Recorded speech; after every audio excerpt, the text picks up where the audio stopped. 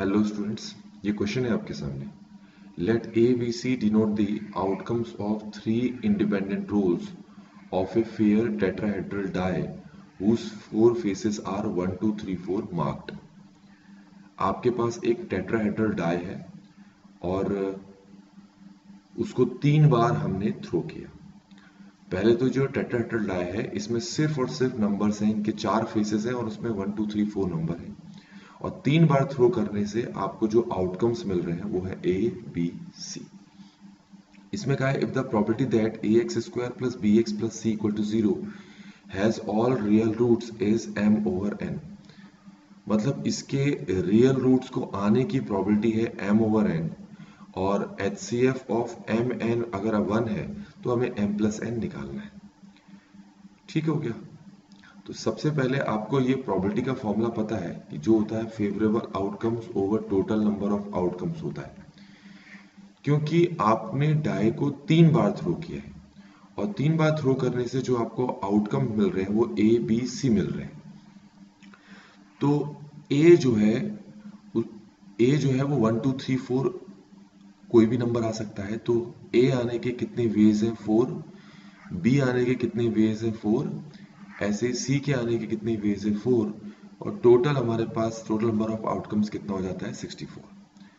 अब आपसे कहा है कि जो क्वाड्रेटिक इक्वेशन है इसके जो रूट्स होने चाहिए वो रियल होने चाहिए, तो उसकी प्रोबेबिलिटी हमें फाइंड आउट करनी है।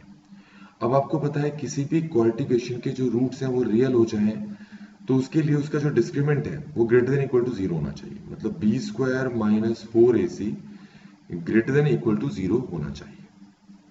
ठीक हो गया। और हमारे पास यहाँ ए बी सी को हम कौन से नंबर दे सकते हैं 1 2 3 4। तो हम ए बी सी की ये डिफरेंट वैल्यूज पुट करके चेक करते हैं कि कितनी बार पॉसिबिलिटी बन रही है कि ये वाला जो टर्म है 0 या 0 से बड़ा आ जाए। तो सबसे पहले हम क्या करते हैं b की जगह 1 रखते हैं इस इक्वेशन पे।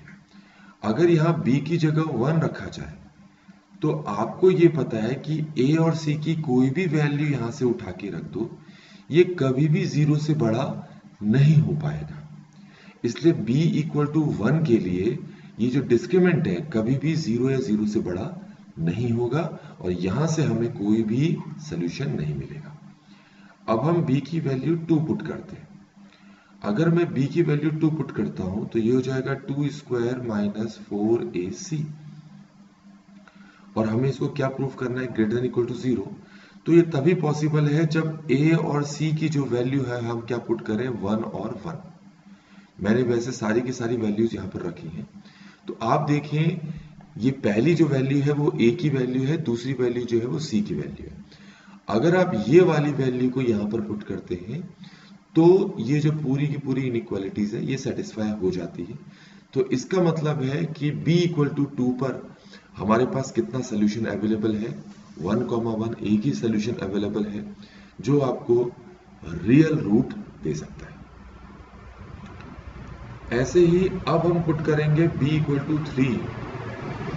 तो b की जगह अगर हम b स्क्वायर माइनस 4ac में b की जगह अगर 3 पुट करते हैं तो ये 3 स्क्वायर माइनस 4ac हो जाता है। हमें इसे greater than equal to 0 proof करना है।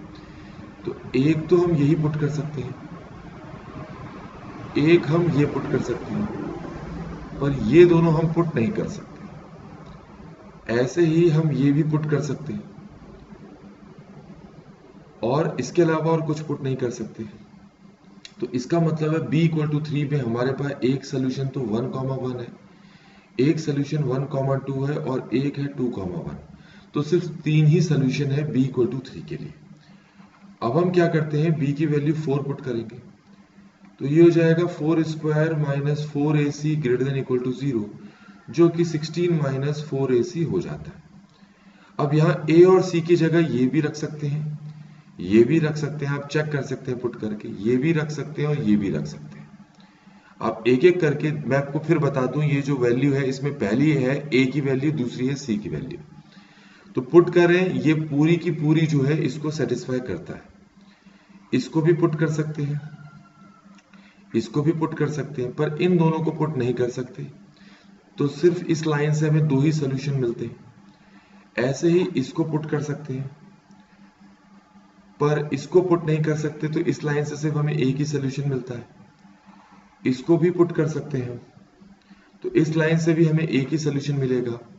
तो b इक्वल टू 4 के लिए हमारे पास नंबर ऑफ सोल्यूशंस कितने हैं? 1 2 3 4 हो गया, 5 6 हो गया, 7 हो गया, 8 हो गया।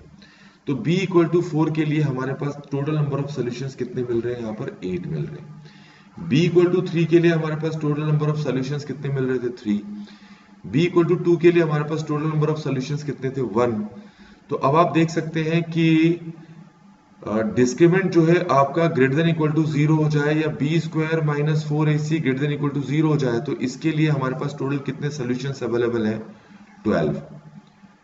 ठीक हो गया। तो अब हम बात करते हैं प्रोबेबिलिटी की।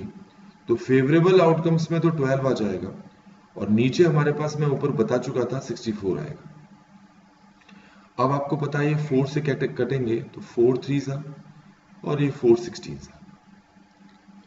ठीक हो गया। तो फाइनली हमारे पास प्रोबेबिलिटी आ चुकी है, और आप देख सकते हैं इनका GCD 1 है, इनका HCF 1 है। तो फाइनली ये m ओवर n के इक्वल है।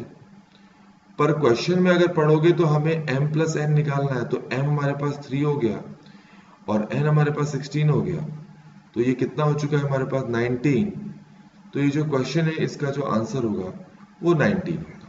और इस तरीके से बच्चों हमने इस क्वेश्चन को कंप्लीटली सॉल्व कर लिया है।